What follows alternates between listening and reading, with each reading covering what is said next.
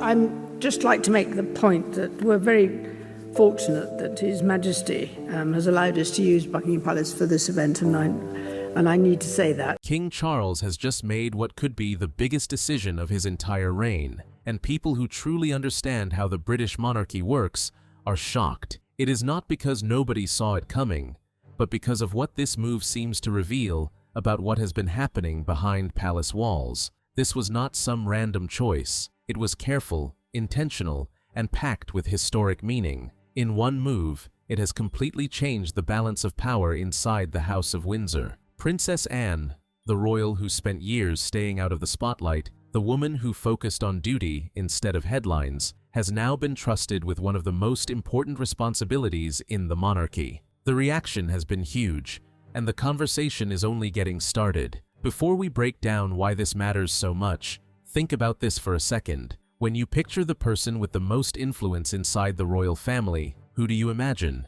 Prince William? Queen Camilla? Maybe King Charles himself? Right now, the answer may surprise you. The person holding real constitutional authority at key moments is Anne Elizabeth Alice Louise, Princess Royal, Counselor of State, and now one of the most influential non-monarchs the British royal family has ever seen. That title carries serious responsibility, with access to official state papers, government briefings, and important constitutional duties that help keep the system working. Keep watching, because this story goes far beyond the headlines everyone is talking about. At the center of it all is something most people rarely hear about: the famous red box. If you have never heard of the sovereign's red box, here is why it matters so much. This is not just a fancy case sitting on a desk. It is one of the most important symbols of royal responsibility and constitutional duty. Inside that red box are classified government reports, draft laws, official correspondence, intelligence updates, and briefing papers prepared by senior ministers. Every day, the reigning monarch reviews those documents as part of the constitutional role of the crown. It represents a direct connection between the monarch and the daily business of government. Now here is the detail that has everyone paying attention. That red box has reportedly been placed in Princess Anne's hands instead of Queen Camilla's. Think about how significant that looks. Camilla is the queen consort. She wears the crown and stands beside King Charles during major state events. She is one of the most recognizable members of the royal family. But when it came to deciding who would step in to handle official constitutional responsibilities if Charles could not, the king chose his sister instead of his wife. That single decision has sparked endless debate about trust, responsibility, and the future direction of the monarchy. This was not some simple mistake or a random decision. Inside the British royal family, every appointment, every ceremony, and every public move is carefully planned and filled with meaning. Nothing at this level happens by accident. So when King Charles made this choice, it sent a clear message to everyone paying close attention. It showed that he has placed an extraordinary level of trust in Princess Anne when it comes to carrying out important constitutional responsibilities. That alone has people asking one big question: why Anne? To understand that decision, you have to look at the situation the monarchy is facing behind the scenes. King Charles has been dealing with serious health challenges, and that is already public knowledge. He has spoken more openly about his treatment than many previous monarchs ever would have, and many people across the country have responded with support and sympathy. Even so, being open about a health condition does not remove the day-to-day responsibilities that come with being the monarch. The work of the crown does not simply stop, and someone has to help ensure those constitutional duties continue when needed. At first glance, many people would expect Prince William to naturally take on more of those responsibilities. As the heir to the throne, that seems like the obvious path. On paper, it makes perfect sense that he would gradually handle more administrative duties, while his father focuses on his health. That is what many people would expect based on how the line of succession works. But real life is often much more complicated than the simple version people imagine. Prince William has been balancing enormous personal and public responsibilities at the same time. Catherine has been recovering from her own serious health challenges, and their family has naturally remained an important priority. At the same time, William continues preparing for the day he will eventually become king, while carrying out a demanding schedule of official engagements. That is already a significant workload. Adding even more constitutional responsibilities on top of everything else could place tremendous pressure on anyone in that position. According to this perspective, King Charles may have decided that spreading those duties elsewhere, at least for now, was the most practical approach. That possibility has led many royal watchers to see Princess Anne's expanded role as a reflection of her long record of steady service, experience, and reliability, making this decision one of the most closely discussed developments inside the monarchy today. Even more importantly, King Charles appears to recognize those pressures. Rather than placing every extra responsibility on Prince William during an already demanding period, he seems to have looked for someone else with the experience to step in when needed. His attention turned to the one member of the royal family with decades of service, deep institutional knowledge, proven credibility, and a reputation for carrying out duties without seeking the spotlight. That person was Princess Anne. This is where the story becomes even more interesting. Princess Anne's position did not happen overnight, and it was not built by chance. Her reputation has been shaped over many decades through consistent public service, strong discipline, and years of experience working alongside Queen Elizabeth II and other senior members of the royal family. Those years gave her an understanding of royal duties that few people can match. Start with one important detail. Anne is only about 2 years younger than King Charles. That may sound minor,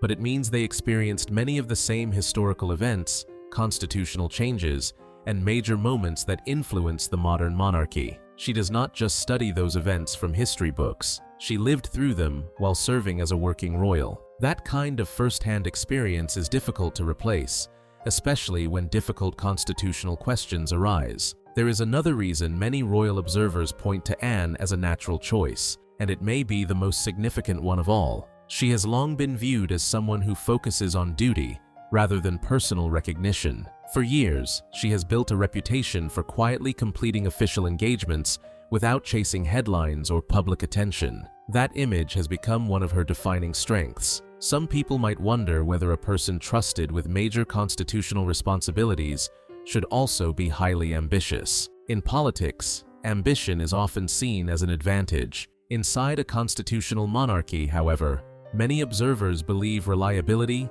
discretion, and commitment to duty are just as valuable. The concern is not about personal success, but about protecting the stability of the institution itself. A trusted figure who is seen as putting the role ahead of personal interests can help maintain confidence during challenging times. Anne's own place in royal history adds another layer to that reputation. When she was born, she was second in line to the throne. However, under the rules that existed at the time, male heirs moved ahead of female heirs in the order of succession. As her younger brothers were born, Anne moved further down the line. Those were simply the constitutional rules in place during that era. What many people find remarkable is how she responded. Rather than publicly criticizing the system or making her position a source of controversy, Anne continued carrying out her responsibilities year after year. She built a reputation through steady work instead of public disputes, and that long record of service is one reason many royal commentators believe she remains one of the most respected and dependable members of the royal family today. Princess Anne chose to focus on service instead of status. Rather than worrying about titles or where she stood in the royal hierarchy, she devoted herself to carrying out her responsibilities year after year. That quiet decision, made without seeking praise or attention, is one reason many people now see her as a trusted figure during an important moment for the monarchy. When Anne carries out official duties or delivers messages on behalf of the king, she is widely viewed as acting in support of the institution rather than for personal recognition. She has built a reputation for professionalism and consistency over decades of public service. Because of that, many people see her as someone who approaches these responsibilities with a strong sense of duty instead of personal ambition. That reputation matters inside the royal family, where almost every public appearance, appointment, and decision is closely examined. In an environment where people often search for hidden meanings behind every move, having someone known for reliability and discretion can make a real difference. For many royal observers, Anne's greatest strength is that her long record of service speaks louder than any public statement. There is another part of this story that often gets overlooked. Many commentators believe Princess Anne's current role is not the result of a sudden decision, but the outcome of years of preparation that began during Queen Elizabeth II's reign. Over decades, Anne took on a wide range of official duties, including visits connected to the Commonwealth and other important engagements that required diplomacy, experience, and careful judgment. These were not always the highly publicized events that dominated newspaper headlines. Many of the assignments involved representing the crown in situations where strong relationships, respectful communication, and steady leadership were especially important. Those experiences gave Anne practical knowledge that can only be gained through years of public service rather than classroom study alone. By repeatedly trusting Anne with significant responsibilities, Queen Elizabeth helped her develop into one of the monarchy's most experienced working royals. Assignment after assignment, year after year, Anne gained first-hand experience representing the crown in different parts of the world and working through a wide variety of official situations. Looking back, some royal watchers believe those decades of service naturally prepared her for the larger responsibilities she now holds. Another key development came during the final year of Queen Elizabeth II's reign. In 2022, Parliament passed legislation that expanded the list of eligible councillors of state by adding Princess Anne and Prince Edward. This change ensured there would be additional working members of the royal family available to carry out certain constitutional duties when required under the law. The appointments were made on a continuing basis rather than as temporary arrangements, giving the monarchy greater flexibility for the future.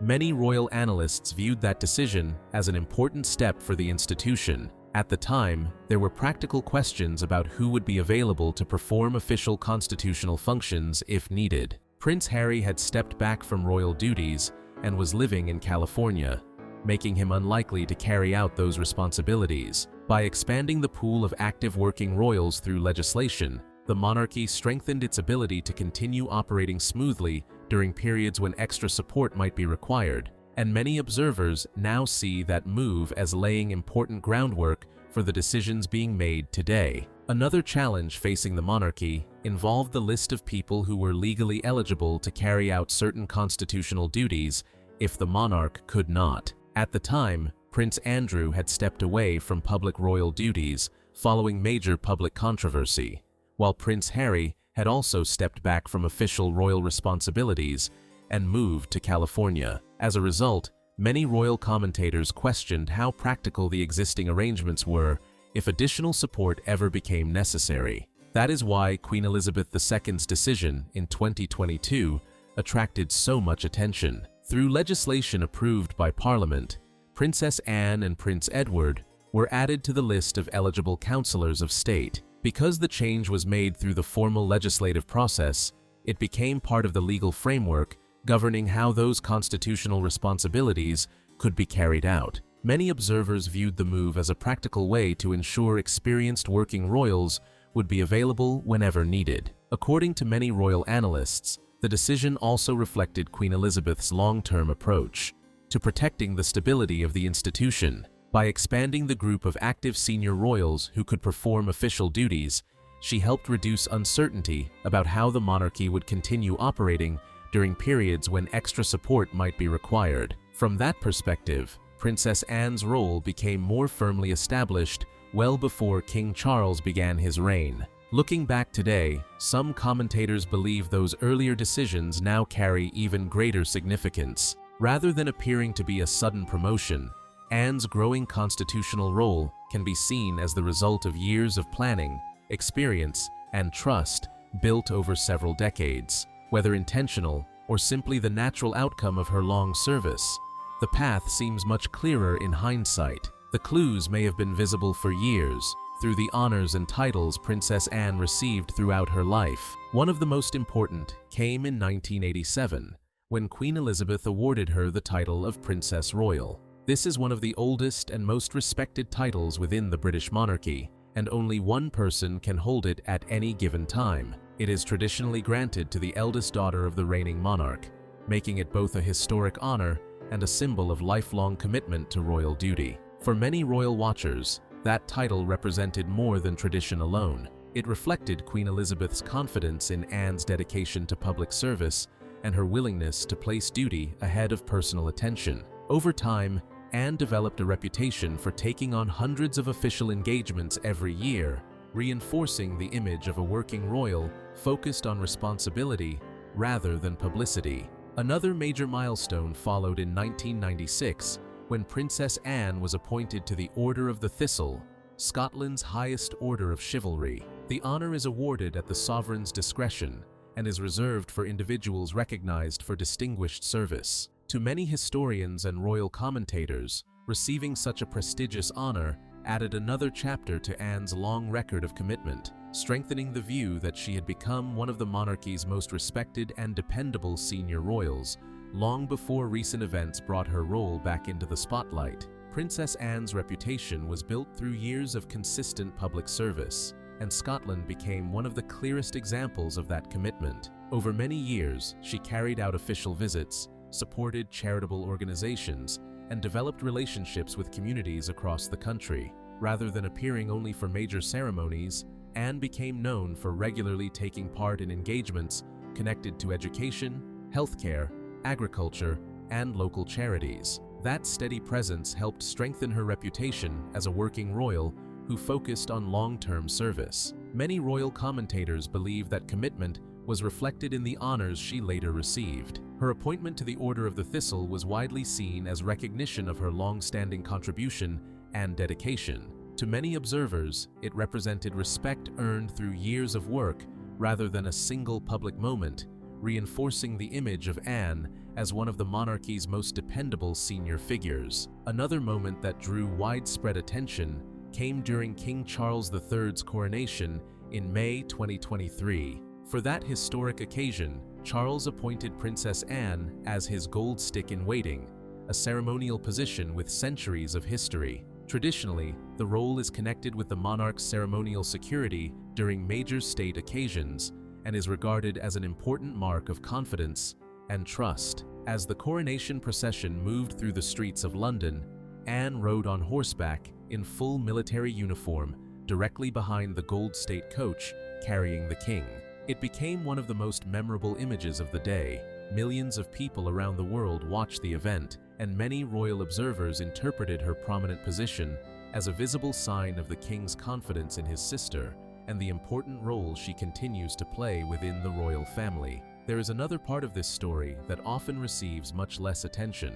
Princess Anne's husband, Vice Admiral Sir Timothy Lawrence, has also spent many years supporting the royal family while largely staying out of the spotlight. Since marrying Anne in 1992, he has become known for his quiet and steady support, rarely seeking public attention for himself. Before that, Sir Timothy had already developed experience within the royal household after serving as an equerry to Queen Elizabeth II during the 1980s. That role gave him first-hand knowledge of how the monarchy operates behind the scenes and the demanding schedule faced by senior working royals. It also provided valuable experience that would later help him support Princess Anne throughout her own extensive public duties. Princess Anne consistently ranks among the busiest members of the royal family, often carrying out hundreds of official engagements each year. Maintaining that level of activity requires careful planning, organization, and dependable support behind the scenes.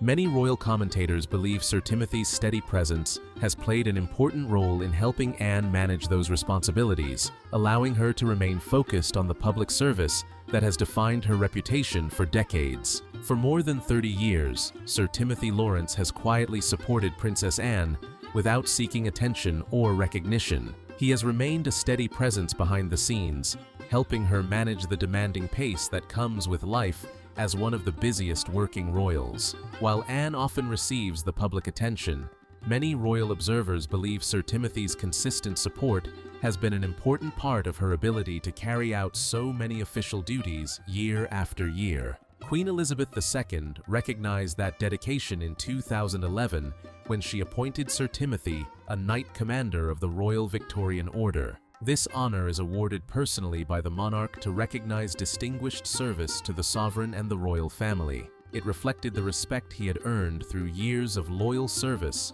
rather than public visibility. King Charles III later honored him again by promoting him to Knight Grand Cross of the Royal Victorian Order, the highest grade within that order. Because this honor is made at the personal discretion of the monarch, many royal commentators viewed it as a meaningful expression of appreciation.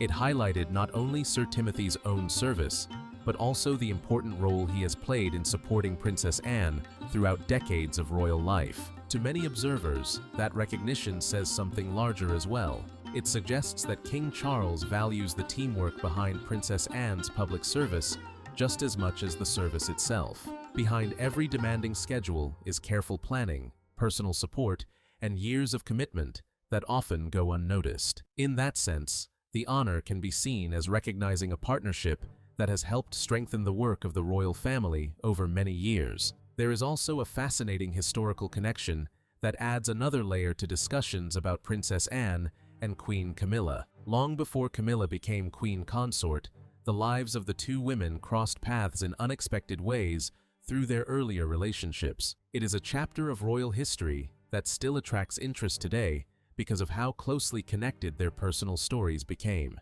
Back in the early 1970s, before Camilla married Andrew Parker Bowles, Princess Anne and Andrew were widely reported to have shared a close relationship built around their mutual love of horses and equestrian sports. Many royal biographies describe a genuine bond between them. However, at that time, the rules surrounding royal marriages created significant challenges, and the relationship did not lead to marriage. Life eventually took each of them in different directions. Princess Anne married Captain Mark Phillips in 1973, while Andrew Parker Bowles later married Camilla. Years afterward, Andrew and Camilla divorced, and over time Camilla and the future King Charles III built the relationship that eventually led to their marriage. Those events unfolded across several decades, creating one of the more unusual connections in modern royal history. While these past relationships continue to spark curiosity, there is no confirmed evidence that they determine the professional roles or constitutional decisions being made within the monarchy today,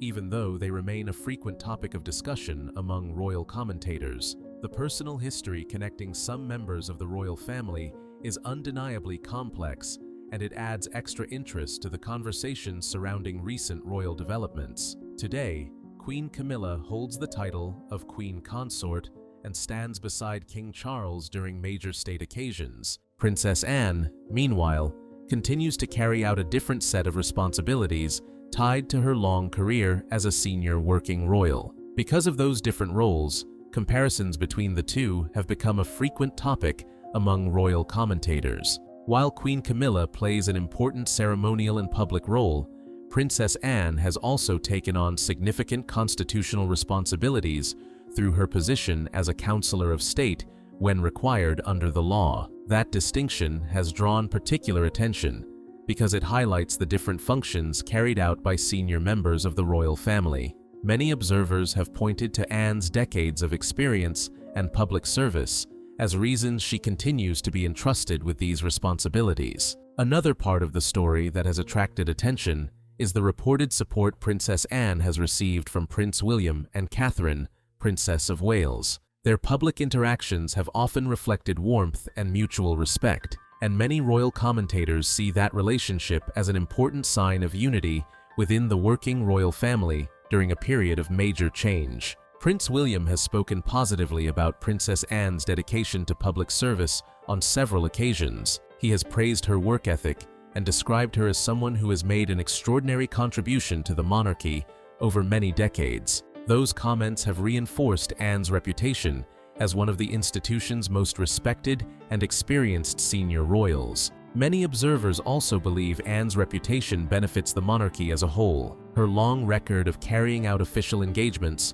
often without seeking publicity, has helped build an image of reliability and commitment. That reputation is frequently cited as one of the reasons she continues to command respect across different generations of the royal family. At major public events, royal watchers have sometimes noted moments where Prince William and Catherine appeared happy to allow Princess Anne's role to receive greater attention. While interpretations naturally vary, many commentators view those moments as gestures of respect for her seniority, experience, and decades of dedicated service. Rather than suggesting rivalry, these public appearances are often seen as reflecting cooperation and mutual support among senior working members of the royal family as they continue representing the crown together. For Prince William, Princess Anne's expanded role is not just symbolic, it also has a practical benefit. With Anne taking on additional constitutional responsibilities when needed, William has more room to focus on the challenges already in front of him.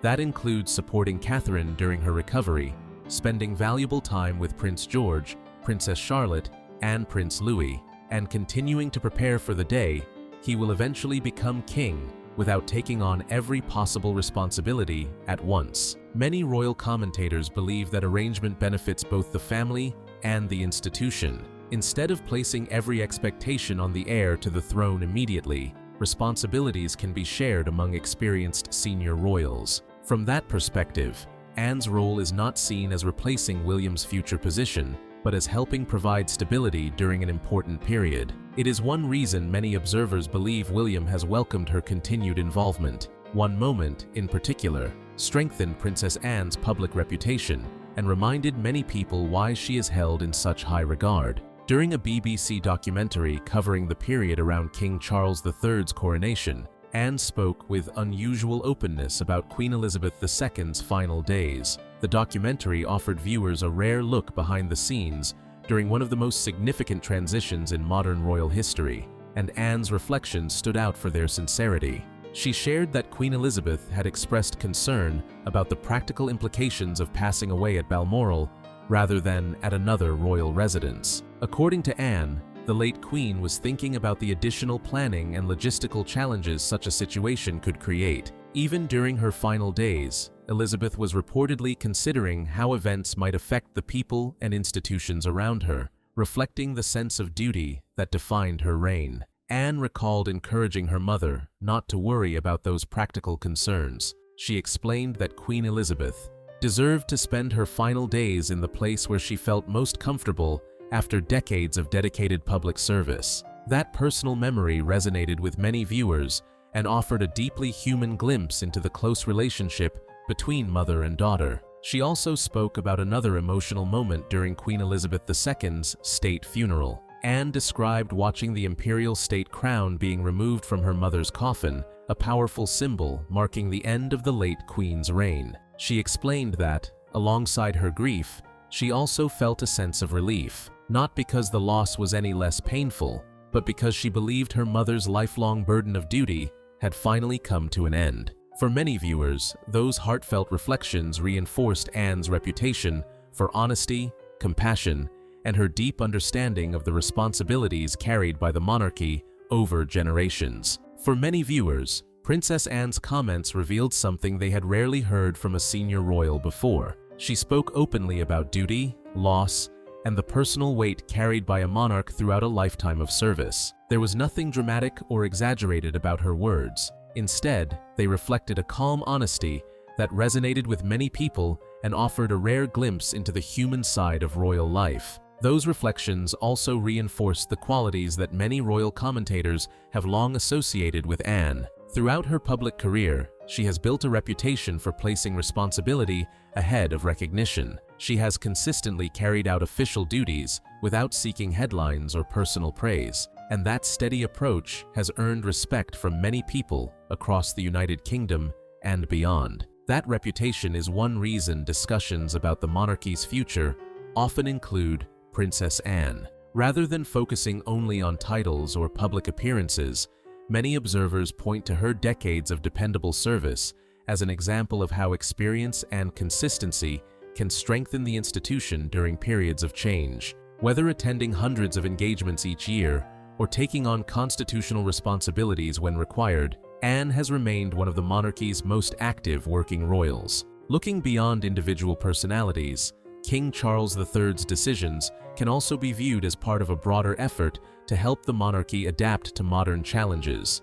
Recent years have shown a greater willingness to speak publicly about personal health issues, something that would have been far less common during earlier reigns. Both King Charles and Catherine, Princess of Wales, chose to share information about their health with the public, reflecting a more open style of communication than many previous generations adopted. Against that background, Princess Anne's increased constitutional responsibilities have attracted even greater attention. Many royal commentators see her role as part of a practical approach to ensuring continuity whenever additional support is needed. Rather than suggesting weakness, this approach can be viewed as careful planning designed to keep the monarchy functioning smoothly during periods of transition and uncertainty. That message appears to resonate with many people. Instead of presenting the royal family as untouched by life's challenges, recent events have highlighted that even senior royals face personal difficulties while continuing to fulfill public responsibilities.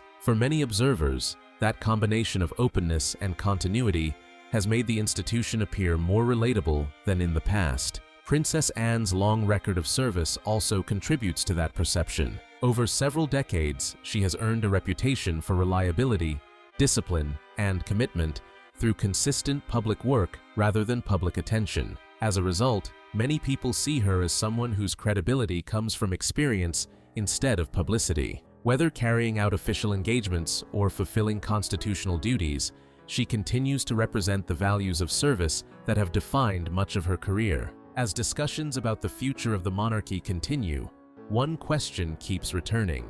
How will the institution balance tradition with the realities of modern life while maintaining public confidence? For many royal commentators, Princess Anne's expanded role has become an important part of that conversation, making her one of the most closely watched figures in the royal family as this new chapter continues to unfold. Queen Camilla holds the title of Queen Consort, while Princess Anne has taken on important constitutional responsibilities through her role as a counselor of state when required by law. That distinction has sparked plenty of discussion among royal watchers, and King Charles's decisions have only added to the debate. Many commentators believe his choices reflect the confidence he has in Anne's decades of experience and steady record of public service, while others see the current arrangements as a practical response to the monarchy's present circumstances. That leaves several fascinating questions still unanswered. Will these responsibilities remain part of Princess Anne's role for years to come?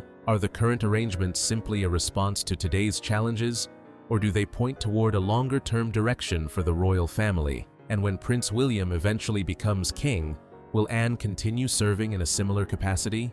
Or will a new generation gradually take on those responsibilities? These are the questions many royal observers continue to discuss. One thing is difficult to ignore. Princess Anne has built her reputation over decades through dedication, consistency, and a commitment to duty rather than publicity. She rarely seeks the spotlight, yet her influence within the royal family continues to attract growing attention. Whether or not recent events mark a lasting shift, her role has become one of the most talked about topics surrounding the future of the monarchy. Now I want to hear what you think. Has this story changed the way you see Princess Anne? Do you believe her role will continue to grow?